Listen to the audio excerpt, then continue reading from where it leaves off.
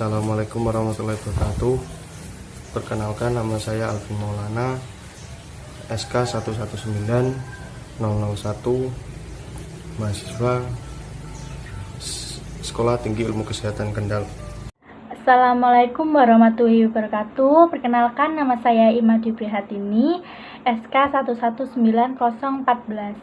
Prodi S1 Keperawatan semester 3. Perkenalkan, nama saya Indi Elmiati, NIM SK 119016, Prodi S1 Keperawatan semester 3. Perkenalkan, saya Kholisatun Hasanah, NIM SK 119019, Prodi S1 Keperawatan semester 3. Assalamualaikum warahmatullahi wabarakatuh. Perkenalkan, nama saya Mifnatri Oktaviani, SK 119024. Perkenalkan, nama saya Rizky Indah Wardani, SK 119034, Prodi S1 Keperawatan semester 3. Perkenalkan, saya Saila Zivana Rosida, nomor induk mahasiswa SK 119037, program studi S1 Keperawatan. Saya akan menjelaskan definisi dari persalinan.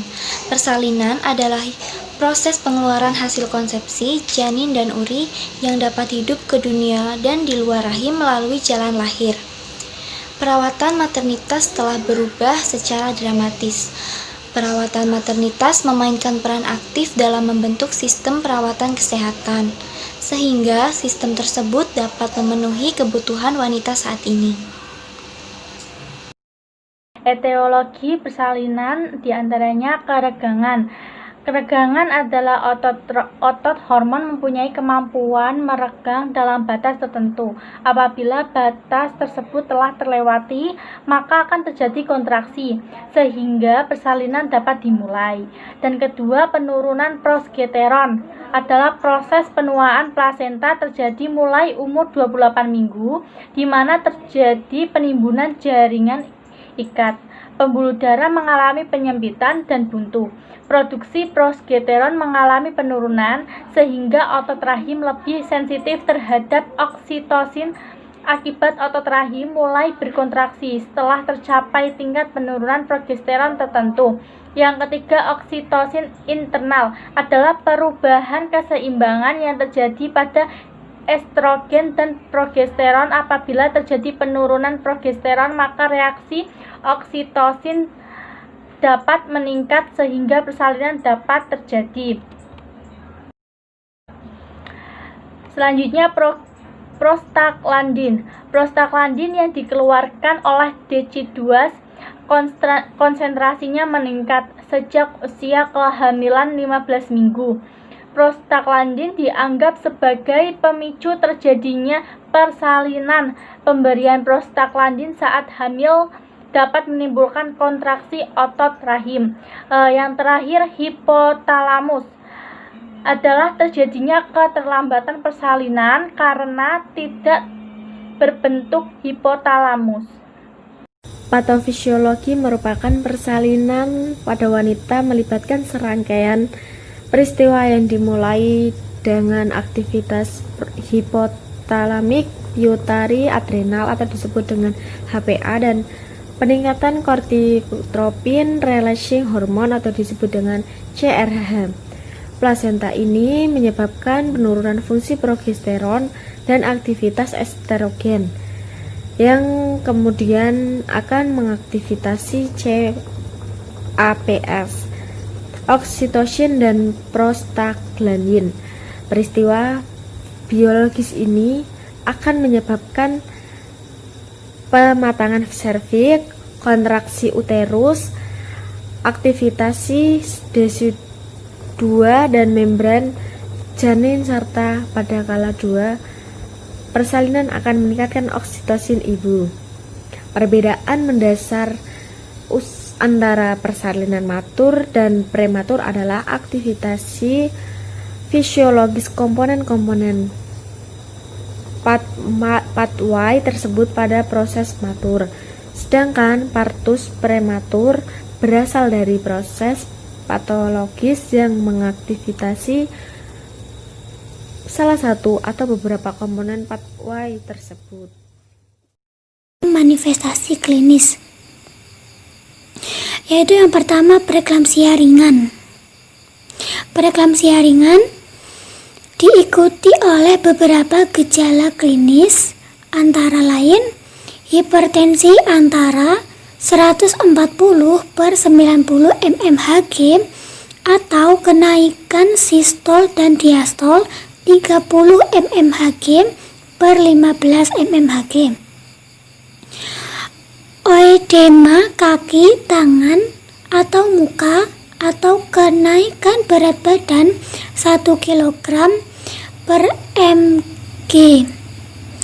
Proteinuri 0,3 gram per 24 jam atau plus 1 sampai 0 oliguria. 2. Preeklamsia berat. Preeklamsia berat ditandai dengan gejala klinis hipertensi 160/110 mmHg, proteinuria 5 gram per 24 jam atau plus 4 sampai 5 oliguria, 400 cc atau 24 jam. Oedema paru dapat disertai sianosis, nyeri kepala frontal, gangguan penglihatan, nyeri epigastrium. Yang ketiga, eklamsia. Eklamsia ditandai dengan gejala-gejala preeklamsia syok disertai koma ataupun konvulsi. Tanda dan gejala. 1. Kekuatan his bertambah, makin sering terjadi dan teratur dengan jarak kontraksi makin pendek sehingga menimbulkan rasa sakit yang lebih kuat. 2. Keluar lendir dan darah lebih banyak. 3. Kadang ketuban pecah dengan sendirinya. 4. Pada pemeriksaan dalam serviks mulai mendatar dan pembukaan lengkap. Pemeriksaan penunjang terdiri dari dua, yaitu pemeriksaan laboratorium dan pemeriksaan ultrasonografi atau USG. Pemeriksaan laboratorium yaitu cairan yang keluar dari vagina dipaksa dengan tes lakmus atau tes nitrazin.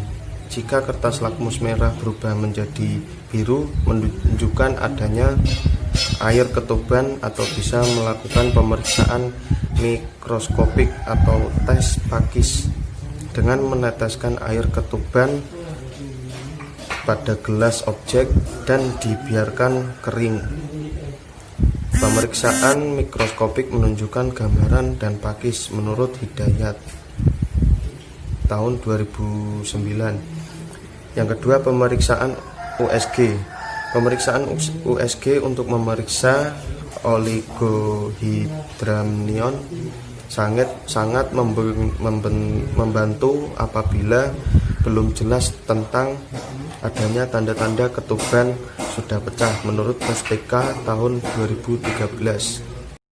Diagnosa keperawatan. 1. Kecemasan. 2. Kurangnya pengetahuan.